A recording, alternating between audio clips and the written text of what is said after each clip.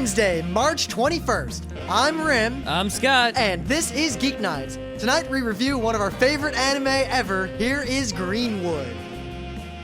Let's do this. Damn you, Netflix! Damn you! See, we have this love-hate relationship with Netflix, which started as pure love, and the hate's really kind of new, because this is a recent development that only seems to occur with Ghost in the fucking Shell. Oh, I think it occurs with some other things. It's happened to us before, but it's happened with Ghost in the Shell a whole bunch of times. Well, in general, I've noticed that we use Netflix a lot, and we've alternated between spending most of our Netflixes on South Park We Missed, or Simpsons, or Futurama, and for a while we watched a bunch of movies. It seems like a higher percentage of anime DVDs are scratched up, cracked, or broken than any other kind of DVD we get. Pretty much. I mean, usually what happens is we'll put an anime DVD in, and it'll work, and then eventually it'll get to a scratched part, we'll take it out and look at it and go, shit. Yesterday, when I took the Ghost in the Shell DVD out of the little, Netflix slipcase, the edge of it, for about, I'd say a quarter to a half inch of the disc, in one spot, it looked like, I don't know, someone stabbed that part with a knife or something. It's ripped in two. But since it was near the edge of the disc, that's the last part of the DVD. So now, maybe that's just the extras. Maybe that's just the last episode. See, the thing is, while we reported it to Netflix, we're going to get our new DVD. They always send it right away, even though I forgot to report it yesterday, so I'm going to report it after this.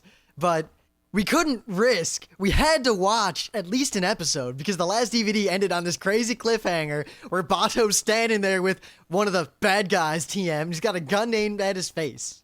Yeah, it was the DVDs. They seem to be doing a pretty good job of making the last episode on the DVD a crazy cliffhanger. It's always episode that has nothing to do with the plot. Episode that has nothing to do with the plot. Episode that's pretty interesting.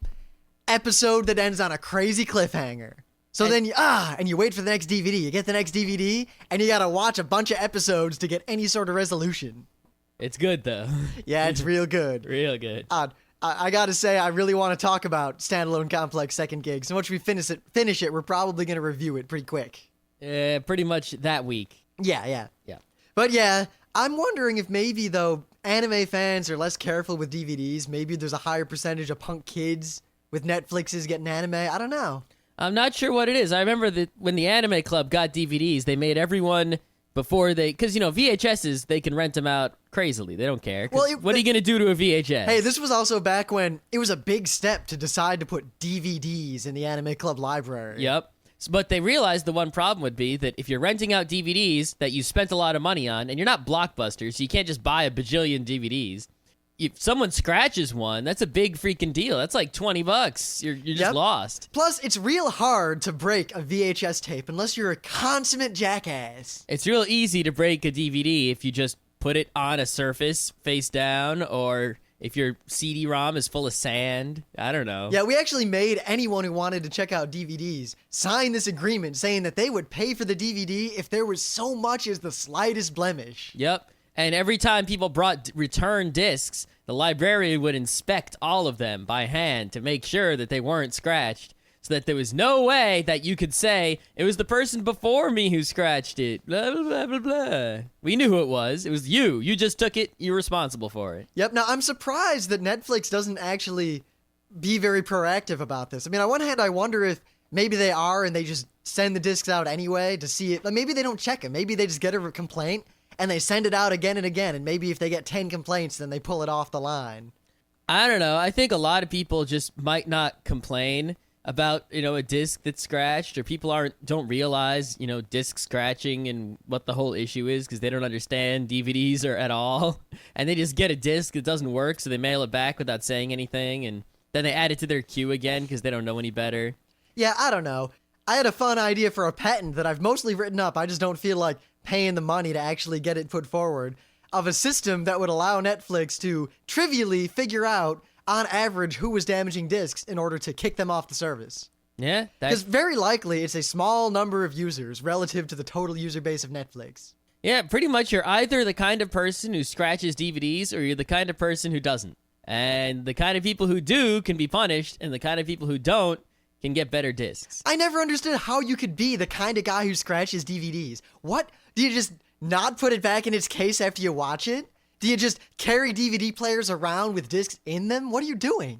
I don't know. People just don't understand DVDs. Granted, I had a DVD at work way back at IBM, and I lend anime DVDs to people there fairly often. I was always trying to promote anime. And usually when I gave someone a DVD, they'd open it up, they'd look at it, maybe they'd watch it on their work computer, I don't know. But one time, I lent it to this guy who wasn't in my department, and he opens the case, and he was looking at the DVD, and he's like, I'm going to put this in my laptop right now. And he ham-fists this DVD out of the case by, like, cracking the case to the side to pop it out. He puts his finger right on the data part. Did you yell at him? I was like, dude, never mind. I didn't give it to him. Good job. I don't think he liked me after that, but there's no excuse. Did you explain to him why you said, dude, never mind? Oh, I did. And he's like, chill, it's just a DVD. That's fine. Give me the $20. I'll sell it to you. If DVDs are free, then I'd chill because I just get another one. Yeah. Oh well, luckily the next Ghost in the Shell will come, and luckily the cliffhanger that we were most recently ended on was not that bad. No, it wasn't as bad as the previous one. Granted, it was kind of bad, because if the disc hadn't been scratched, we probably would have watched the whole disc that I don't night. know. We could have watched the remaining 2 episodes. That damage could have been on the extras or something. See, I wasn't going to risk it, because... I also wasn't going to risk it. You know how it goes. We would have been halfway through the last episode, like the Major would have been shot in the face, and right then, it would have just blacked out. Yep. We would have spent an hour trying to get past the spot just to watch. Well, no, we could tell from looking at the bottom of the disc that there was no way past the point of no return. We'd have been trying to push the data part back together and stick tape on it. That doesn't work. I've gotten that to work before. That doesn't work. So anyway, you got any news? Yeah. Remember that Cup Noodle Freedom action? I remember that. I remember being funny because Emily found it way back and was like, oh my god, here's something that Rim and Scott won't know about. This is really cool. And she comes back and she's, hey guys, guess what? And I'm like, wait, before you tell me. And we showed her this cup noodle thing we'd seen. Well, I think she listened to the show actually and heard it as the thing of the day. And she was like, no. God damn it. Anyway, so that Cup Noodle Freedom thing, it was originally a commercial for Cup Noodle. And then it was an OVA, and we've seen one episode of it. Well, Bandai, who is the licensor of Cup Noodle Freedom, or just Freedom OAV, or OVA, or whatever you want to call it, has decided a good thing. They are going to release it on DVD simultaneously in North America and Japan with Japanese audio only and English subtitles. Hot damn. But wait, there's bad news. I'm going to guess. I haven't read this news. If I were them, I probably would package it. So you know how a bowl noodle is about the size of a DVD? That would be a good news if they did that. What's the bad news? All right, first of all, well, actually, there is one other good news about it. It will be the first high-definition release of an anime in North America ever. Wait, high definition? Well, but it's on a disc that's HD DVD/DVD twin, so one side of the disc is an HD DVD and the other side is a DVD. Uh-huh. So it's all right. Here's the problem. They seem to think, because they're not licensed, it doesn't look like they're licensing it to America. Because it's like a simultaneous release with no dub. It looks like it's being released by the Japanese company. So this thing's going to be $40. I'm going to make a guess as to how many Americans are going to buy this DVD. I will wager that 3 will be sold in this country. Wait. Now, here's the worst part. You ready? I don't know how many episodes are in this OAV. For $40, that would have to get at least 10 episodes per disc. But I don't know how many episodes are in the OAV total. But it's going to be released across a total of 6 volumes. Wait a minute. So $40 times 6? Yep. I didn't pay that much for box sets of popular anime 10 years ago. I mean, they're anime that I could get the entire, 26 episode series of. I could get all of Azumanga Daioh for $60 or less if I wanted to. Dude. I could probably get it for $40 at the cheap anime ADV set. I got all of Escaflowne for $23. I got all of Ava for $19. And they're going to sell probably 1 or 2 episodes of Freedom. I don't know how many episodes per disc. For $40. So I guess my question is... It's in HD, so it's an expensive kind of disc. Now, I got a couple. $40. One, in terms of making the media, HD doesn't cost that much more than DVD. Well, it is an HD on one side and DVD on the other. So it's still the production costs. It can't be that much. You no. can't claim the production costs are that much. Now, 2, HD is well and good for live action, but in terms of anime, what are you gaining? Well, I think the anime was made in HD. But we even then- saw it. It was definitely an HD anime originally. Even then, I wonder if many people could even tell the difference. I imagine a double-blind test, a lot of people could not tell the difference. But regardless, there is a difference. If you looked at them side by side, you can always pick it out which one is better and go, it does look nicer, but it doesn't look $40 nicer. Maybe some good will come out of this. Maybe now a Japanese company will take a bath trying to sell DVDs for $40 in America. And maybe then they'll realize that Americans won't pay $40 for a DVD no matter what it is. Or maybe they'll say, hey, look at this. Americans won't buy things that aren't dubbed. Or, see, I'm hoping they'll be smart. Because maybe the Japanese companies, the reason the licensing costs are so high is that they just assume, maybe they don't know that American companies sell DVDs for like $20. Maybe they think that they're selling over here for 40, and they wonder why the American companies are always bitching about licensing costs. I have no idea. But the point is, every time someone is going to do something good with anime distribution in America, they always seem to accompany it with something bad, and then the good thing never happens again. Viz is like, we're going to put Death Note on the internet. Yay! We're going to put DRM on it. No. We're going to put Freedom out right away on DVDs. Yay! We're going to give you like barely any episodes per disc in HD for $40. No. It's like, just do what we say. For some reason, I have a feeling that the anime industry is not listening to Geeknights and Anime World Order to figure out their business plans, even though they should be. And that's why they're making less money than they were making 4 or 5 years ago. Well, not that we actually know how much money anyone makes, but that's a whole other issue. I'm pretty sure if you look at the number of shows that are being licensed, the shows coming out, et cetera, et cetera. Oh, if I look at my own personal, when was the last time we bought anime that wasn't $5 at a con? Yep. And they're definitely not making as much money as they were 4 or 5 years ago. I mean, remember what Otakon, like every anime company set up a huge booth at Otakon, and now they don't do that anymore? Yeah. So speaking of licensing issues, I find this rather hilarious, but according to the Anime News Network, Libre, which publishes B-Boy and B-Boy Gold. In other words, Yaoi. Yeah. Well, Central Park Media, who's almost out of business, that gave Rim stuff for free, that provided the prize for our contest. Yeah, all them. Well, they have been publishing these things in America, which everyone assumed was just legitimate. Yeah, I mean, there's a lot of different companies now licensing yaois for, distribution in America, and they always put a different name on, because it's all imprinting. If you're a publisher of books, you have a different imprint for your different books, like Marvel also publishes I forget, but DC also publishes Vertigo, and it doesn't say DC on it, but it's the same company. They just put a different publishing label on there. It's called an imprint.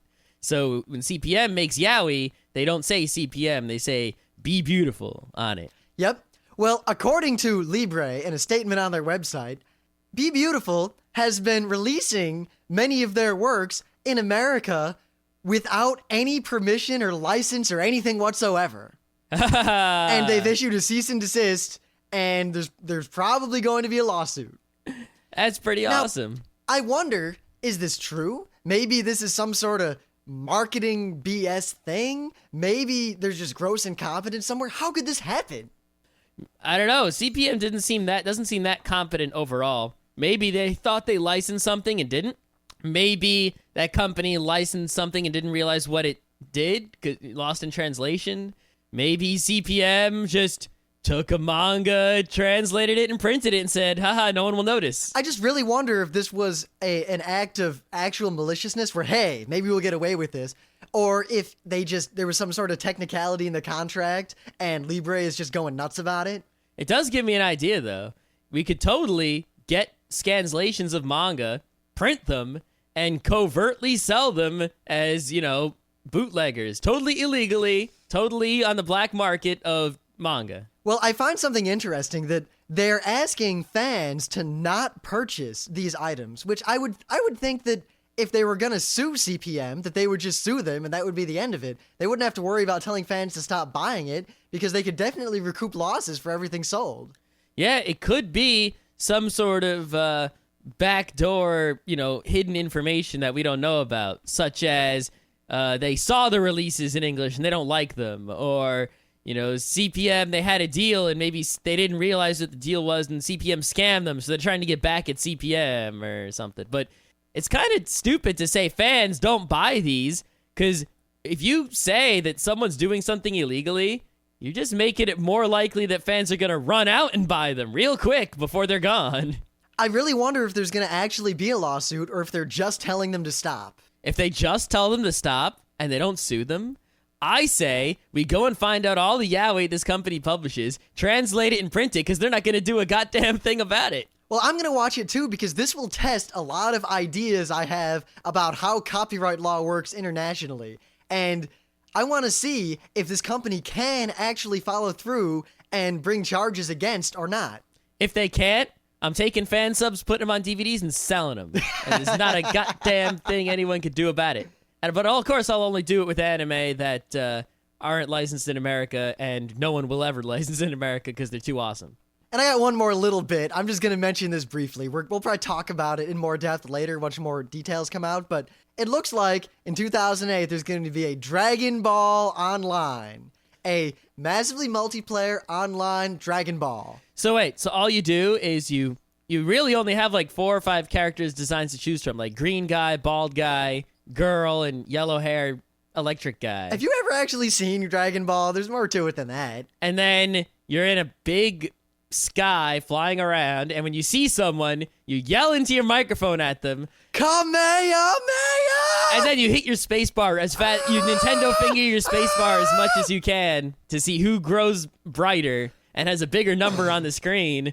9,000, and then his power level is over 9,000. 9,000. Well, then apparently this is set several hundred years after the events of Dragon Ball. Huh. And don't forget, players can freely customize their hair. Uh-huh. Oh god, I didn't even notice that there's screenshots. Alright, well, we'll talk about this in more depth later, just so you are aware.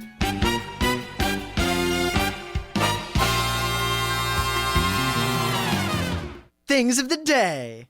Now, we've known about the Mario manga for a long time, and we really want to read it, but there don't seem to be many fans' translations of it, meaning there aren't any as far as I can see. Yeah, and we've known about the Mario show and some other Mario shows from other countries, and we've known that there's at least one Mario anime that we saw one episode of that was pretty bad. Well, it looks like there's another one that's, while pretty bad, not quite as bad. It's kind of bad. I think it's more faithful to the video game than a lot of the other ones, which is why it doesn't seem so bad in the first place. Yeah, but at the same time, it's far less faithful to what King Koopa should actually be.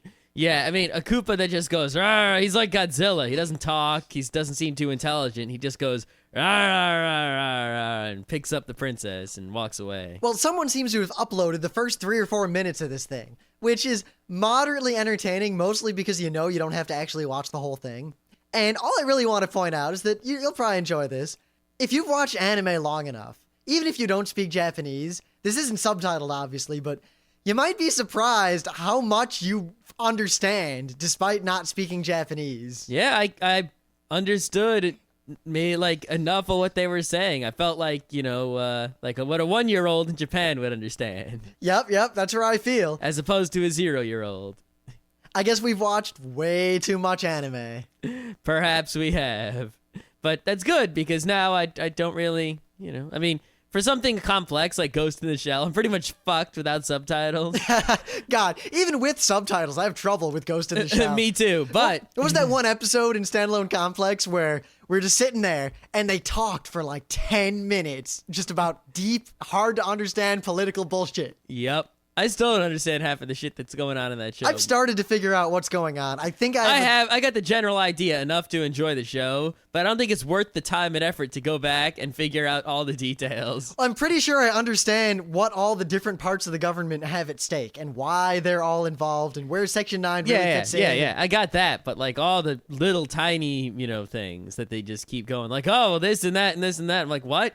Just give me the main gist and go shoot somebody. Most of that isn't really as complex as you might think if you actually look it's at just it. the way the subtitles, they're like be 2 big sentences and they'll only be there for real quick, and then there'll be 2 more, and it's like, I'm still processing the last one. I just can't imagine reading a manga adaptation or anything of that, because it'd have to be crazy kanji no one's ever seen before. Well, in English it'd be okay.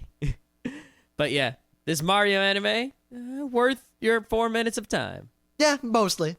All right, so there are a lot of martial arts out there. There's kung fu, karate, Krav Maga. It's Krav Maga. Whatever. Yeah. Taekwondo, judo, all kinds. But one kind that is extremely entertaining, perhaps the second most entertaining martial art to watch. What's the most entertaining? Aikido. Nah. What about capoeira?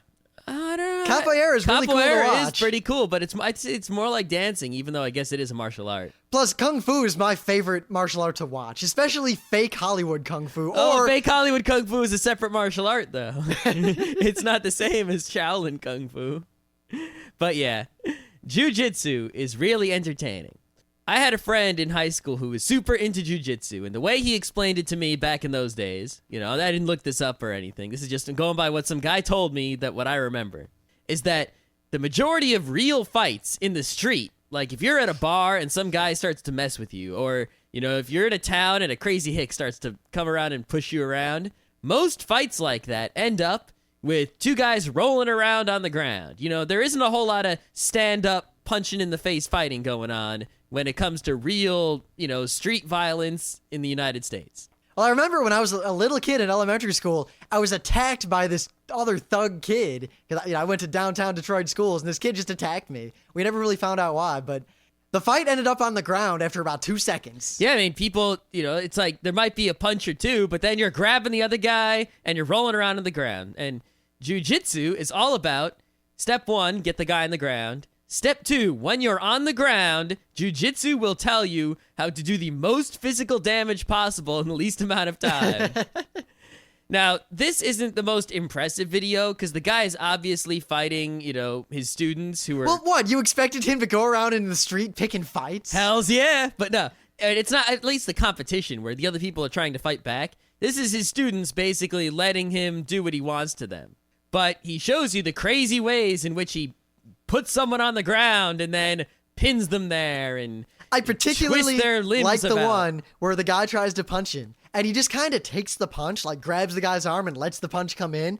Then he jumps up with his legs, puts his whole body on top of the guy, and just pulls him to the ground. You know, back in the olden days, you know, like just fighting around as kids where kids would just fight. I've done stuff like that, just is natural, kind of like someone grabs my arm and then I'll like just swing my legs up onto their body and then they'll be weighted down by me and then eventually they'll fall. I mean, it wasn't quite as elegant, you know, and practiced as what this guy's doing, but that's sort of a natural fighting move of mine.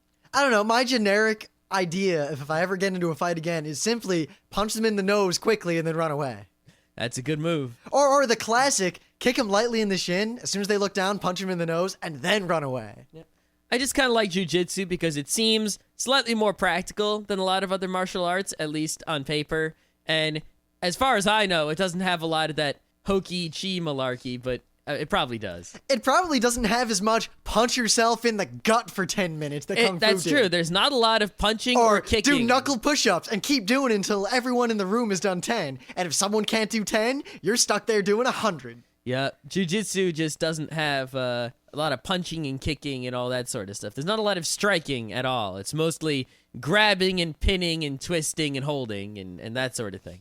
Only more practical than, say, judo, which is similar.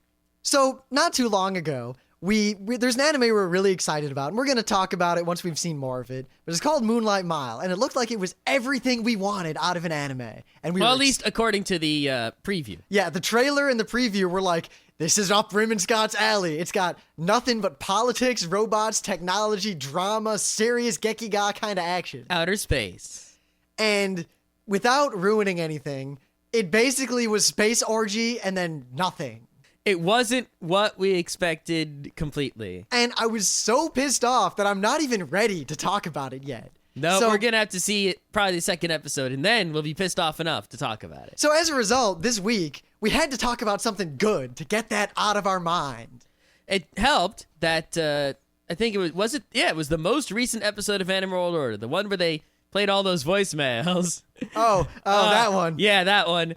And someone sent him a voicemail and said, hey, have you heard of this anime, Here is Greenwood? And I was like, oh shit, we need to do an episode on that before anybody else. Yeah, Here is Greenwood is very near and dear to Rim and Scott. And it's a great, awesome anime and manga that not too many people know about, hence perfect for a Geeknights episode. So, how did we find out about Here is Greenwood? Well, you see. Basically, I mean, this anime was obscure when we were in college. It was also hard to get because the VHS was out of print and there was no DVD for a while. I remember the club had 3 tapes. It had basically these tapes that had the whole OAV on it. Yeah, it's a 6-episode OAV, and each tape had 2 episodes on it. And people kept stealing the second tape. Yes, like literally, people constantly would steal this. If you wanted to check out Here is Greenwood, we had to get special permission and make sure that you weren't a scuzzy dude because they kept getting stolen. It was that good. People would rent it from the Anime Club library and keep it. See, the thing was, Here is Greenwood is the official anime of the RIT Anime Club, now, which was the largest anime club in the country, yes. at least when we were in it. Now, this was true before we got there. This was true for like a decade before we got there. We didn't know anything about Here is Greenwood when we got there until they showed it to us. Now, the official motto of the RIT Anime Club is We Are the No Brand Heroes, which is the closing song of Here is Greenwood. It's also a fairly well-known and popular phrase among older anime fans. It is indeed. Of course, the official mascot of the RIT Anime Club is the Great Messenger, which has nothing to do with Here is Greenwood. Yeah, so the tradition was that not every year, because that would get old, but every few years, maybe every 2-3 years, depending on what kind of people were coming through RIT, the club would show Here is Greenwood all in one go as one showing. And without fail, people would wonder what the hell this show is that they'd never heard of. And by the end of the episode, people were crying and jumping around and yelling and screaming. And then there'd be a mad rush for people to check the tapes out to show it to other people. Well, luckily now, if you're smart and cool, you can get all of Here is Greenwood on a single DVD. 6 episodes, 1 disc. Beat that. Beat that. And I usually don't bother trying to tell people to buy anime because you can Netflix it or you can watch the fan subs before it comes out. Or you can buy the super box set years later or borrow it from a friend. But Here's Greenwood is one of those shows where it's good to own it because it's the kind of thing that every few years you're going to want to whip out and show to someone who's never seen it or lend it out to people. I would go so far as to say that no anime DVD shelf is complete without Here is Greenwood. Now, as for the manga, I really like the manga, but you don't have to buy the manga. The manga is in no way integral to actually watching the anime. You don't need to know anything about it. The anime is completely self-contained. Yeah, the manga is only 9 volumes, though, so if you really like the anime, then if you want the manga, go and get it. All I'll say about the manga is that it's pretty much exactly like the anime. It's just not... Only more. It's just not animated, and it doesn't get old. You might think that something like this could get old, but it doesn't. I've read a good half the manga, and I've got the rest of it, and I really, really like it. Probably more than I should. All right, so now I'm going to tell you what Here is Greenwood is about, and you will quickly see why it is the official anime of the RIT Anime Club. Yep. Now, originally, the manga is by Yuki Nasu, and she's really cute. And that's all I'll say. Mm-hmm. Well, Here is Greenwood is about this guy. What's his name? Hasakawa Kazuya. Yes, Hasakawa Kazuya. Whatever. He lives at home with his brother and his brother's girlfriend. Yes, they're to be married. They are fiancé. Yes, but it turns out that before they were engaged, this kid had a super crush on that girl that is now his brother's fiancée. So it's sort of like his older brother stole his woman from him. Yeah, Sumire is, in this manga and in the anime, utterly adorable. They go out of their way to make her as adorable as possible. And not adorable in this modern, moe almost kind of sense. Like adorable anime characters now. She's adorable in this very old school Ranma Meizan Ikoku kind of way. Yep. Like, imagine if you were a kid and the girl you had a super crush on all of a sudden was your older brother's fiance and the parents are dead or something, right? Yeah, that doesn't really matter. It doesn't really matter. You hardly know about them and they don't come into it. But the parents aren't there. He's pretty upset. So when it comes time to go to school, he can't stand being in that house, seeing his brother and this girl being all lovey-lovey. Mostly because he knows what they do in the bedroom at night, and he just can't deal with that. Yep. Also, he's been driven by stress of trying to get into high school and stress of living with the woman he loves and the man she loves. give him an ulcer and all sorts of complications. So, when it finally comes time to go to high school, he goes to the local high school. But he decides to stay in the dorm, even though he lives in the same exact town. But he shows up late. He doesn't go to school on the first day because of the ulcer that Rim just talked about. So, when he finally shows up to the not first day of school, but his first day of school late, he is put in the dorm known as Greenwood. Now, Greenwood, if I recall, if you look at the kanji, basically means something along the lines of Den of Thieves or Forest of Thieves or something like that. Greenwood is a dorm full of craziness. Oh, snaps. It's hard to really explain. It's not zany like Excel Saga or any of these modern anime. Well, I think for the time, it was zany. Yeah, but it sort of raised the zany bar, but it's not as zany as stuff we have now. By today's standards, it is pretty tame. It's a very low-key zany, and a lot of very strange things will happen, but it's not like a modern, everyone, something crazy, oh my god. There's just random animals flying around. It's not Cromartie crazy, where there's just a gorilla randomly. When a crazy thing happens, or something weird happens, it's taken at face value by all the people, and it's not anything weird. They don't even bat an eye at it. Yeah, so as you can see, it's perfect choice for a college anime club to pick as their official anime when it's about a crazy wacky dorm. Yeah, basically, Hasakawa, or Tsuka-chan, as they end up calling him, ends up falling under the wing of these three upperclassmen. And as a result, he basically ends up kind of at the center of all of the goings-on at this high school, because it turns out that these three people are themselves the center of just about everything that goes on at this high school. Yeah, pretty much each episode has some sort of crazy plot that involves mostly these four characters, and, stuff goes on and they solve it along the way.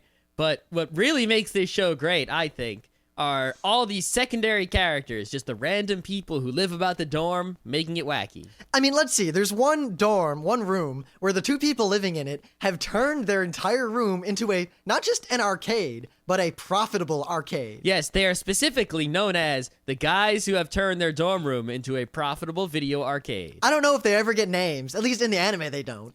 There are also this one guy who's the best character in the whole show, who, in Japan, if you have a motorcycle, you can't really, leave it outside anywhere. There's not a lot of room in Japan for that sort of thing. So, if you have a motorcycle, you can carry it up to your room. And there's a guy who carries his giant motorcycle up to his room. And whenever people go down the stairs, he always seems to be on the stairs carrying this motorcycle. Yeah, I guess he just carries it up and down all the time.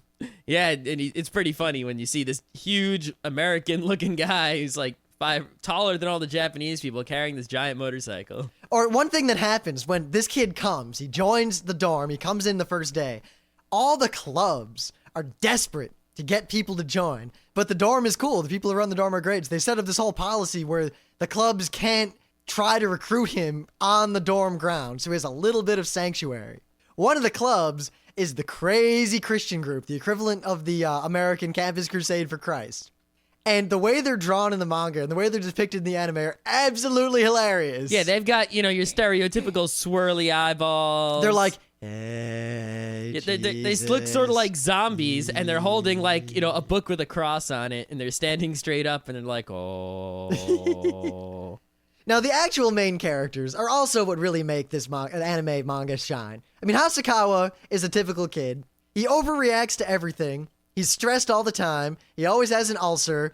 Anytime Sumire comes to see him, he freaks out and can't deal with it. He furthermore has to deal with the fact that his older brother, who is married to his first love, going to be married to, is also the male nurse of this dorm, of this school. Yeah, this is an all-male school, so his brother, a male, is the school nurse. It's like, if you're trying to get away, why did you go to the school where he's the nurse? You should have gone to a faraway school. What was wrong with you? This kid has issues. He's got definitely the serious issues. However, despite that, when push comes to shove, he's fairly competent, and he grows into a real man by the end of the OAV. Yeah, I mean, despite having all sorts of stress and being sort of, freaked out by all the crazy things that go on around him in the Greenwood dorm of wackiness, he's actually sort of the straight man. He's not really that wacky himself so much as the other characters, and he's not stupid.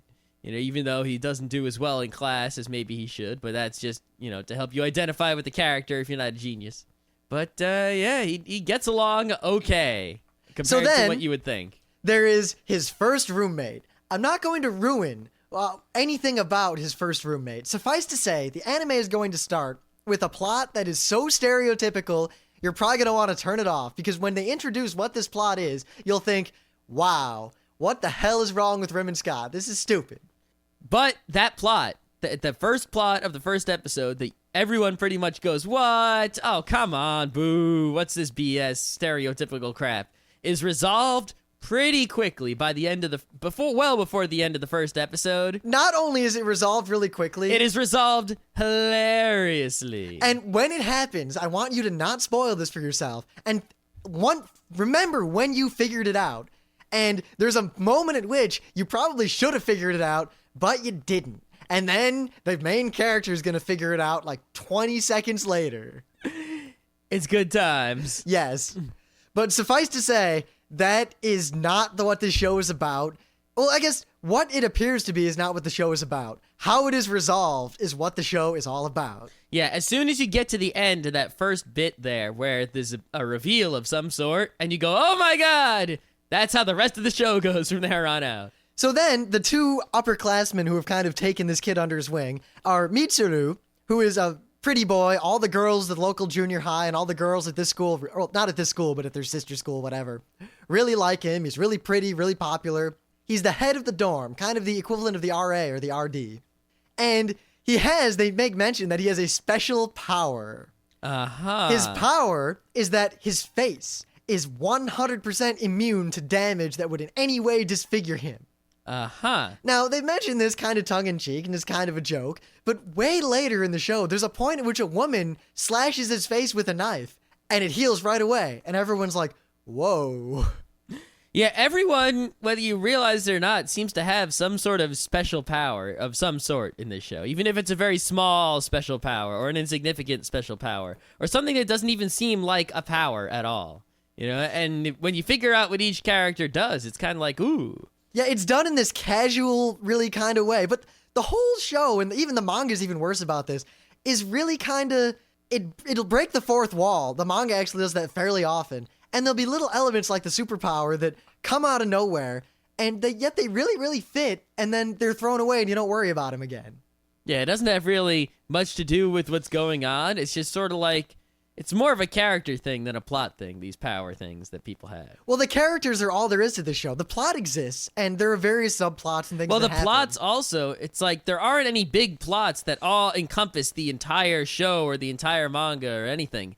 Every plot is sort of a, this character, we're going to resolve his bit about this. Or we're going to reveal a whole bunch of stuff about this character and then tie up a couple of the loose ends on it. Yep, the anime generally follows the format of little subplot that's funny, little subplot that's funny, a bunch of those.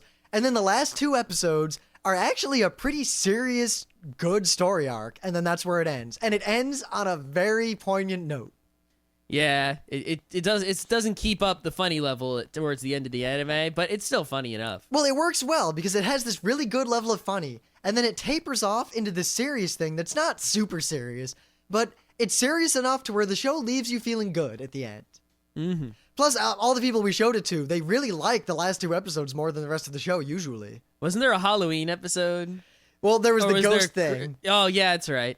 Yeah, the show does have a little bit of supernatural kind of action But going here's the on. thing.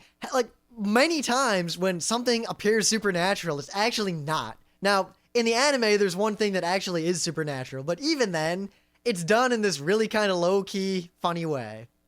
There are also a lot of things that are just like, WTF? What the hell? WTF, mate? Like the guy's sister. It's just, Oh, yeah. it's just so crazy that it's just unbelievable. But the thing is, it's crazy more along the lines that this woman is just crazy. And as a a result, lot of the stuff just makes no sense, and all the characters that aren't stupid are just like, what? Yeah, that's the thing, that characters react to these weird things very nonchalantly because I guess they're used to it. But at the same time, they react to them the way a normal person who just saw this would deal with it. I mean, if one of these characters' older sister happens to go crazy and kidnap him in this crazy absolutely insane thing. All the other characters deal with that in the way that a normal human being would probably deal with it, insofar as a normal human being who had been living in this dorm would deal with it. Yep. The show also, in addition to being generally wacky and, generally character driven, has a lot of like repeating jokes that they're just sort of like these one-line jokes or innuendos here and there. Like the two pretty boys would be like, "Oh, we are gay." Ooh. And it'd be like, "Ha ha ha ha ha." And then they're not gay, and it would just be like, "Haha, we made a gay joke." And then someone else makes a joke about, something else. And these jokes recur every once in a while, and you're like, "Oh, they made that joke again." Haha. Yeah, but yet the jokes never really get tired. I guess part of it's that the OAV is very short and sweet. I mean, it's only 6 episodes. You can watch it in one go. So it really doesn't have enough time to get cliched. Yeah. And the manga really starts expanding on all that to where it never gets to the point where you think, they're doing that again. Yeah, the anime can repeat itself because it's so short, and the manga doesn't repeat itself because it has room to grow. Whereas if the anime tried to grow, I think it would not fit in its shoe anymore. But Mitsuru is kind of the laid-back, bad boy kind of character. And his friend, the student council president, Shinobu, is the cool, calculated, not necessarily evil, but definitely always has ulterior motives and is always manipulating everyone around him kind of guy. He also is totally corrupt when it comes to running the student government. Super corrupt when it comes to running the student government. Good God. So in a word, if I had to describe Here is Greenwood, the anime or the manga, I would have to use the word charming. Maybe, I guess. It's definitely this low-key, laid-back kind of... The humor will often build on you. The humor is usually... It won't be the zany thing itself, but it'll be the reaction shot. Or the look on a character's face when something happens. Or the little side quip that a side character makes as they're walking by. Or just that sort of thing. Lots of little jokes that kind of build up and make you laugh out loud by the end. Of course, I do think that part of the reason I like this show so much and Scott likes the show and all of our friends like this show is that not in terms of events or the way things worked out, but in terms of the spirit of the work. What happens in Here is Greenwood is a lot like our lives were when we were at RIT. Yeah. We were actually talking about that the other day, how we missed the fact that I remember coming home from class or from whatever I was doing, and without fail, something weird would happen. I'd always see like a naked guy running around, or there'd be a couch on fire, or there'd be a guy with an Ethernet cable running out his window to his car. Yeah, I mean, as much as, even though it's about high school in Japan, if you're a college student in the US, especially at a geeky college, there is just so much that is, like, they must have gone to a geeky college and pretended it was a Japanese high school dorm when they made this, because it is so dead on. Hence the matching with RIT, and it really did match with RIT so well. I mean, reading Here is Greenwood fills me with horrible nostalgia for living in the dorms in college. When I was living in the dorms in college and I saw Here is Greenwood for the first time, it gave me nostalgia for the previous day. It's like, oh yeah, yesterday I saw something crazy like that. Oh, those are good days. Yesterday and all. So I can't recommend this show enough. The manga I really like. If you like, I'd say buy the anime. You have nothing to lose by buying this anime. It's one DVD. One. You could probably get it real cheap. In fact, I'm going to look up and see how much it is right now. At least put it in your Netflix, if nothing else. There is no reason not to risk watching this anime.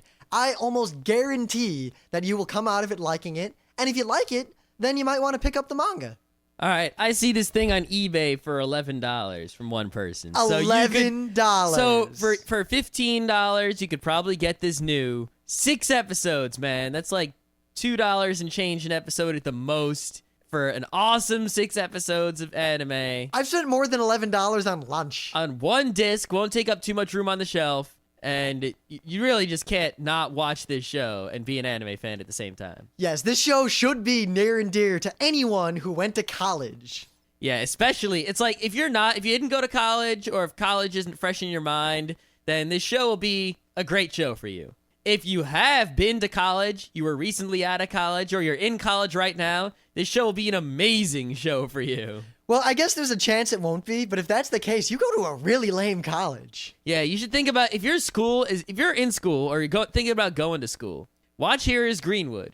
And if that's not the experience you're having, then or that you think you're going to have, go somewhere else.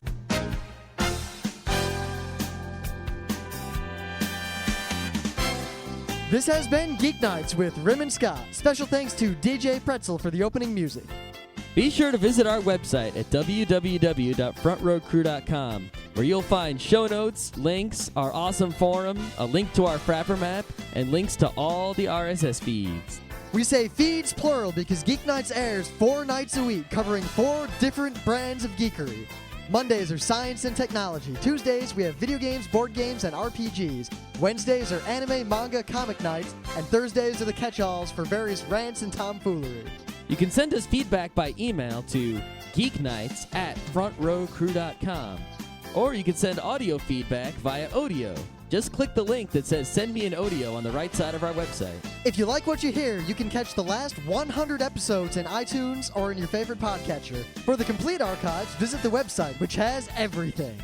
Geeknights is distributed under a Creative Commons Attribution Non-Commercial Share-alike 2.5 license. This means you can do whatever you want with it as long as you give us credit, don't make money, and share it in kind. Geeknights is recorded live with no studio and no audience. But unlike those other late shows, it's actually recorded at night.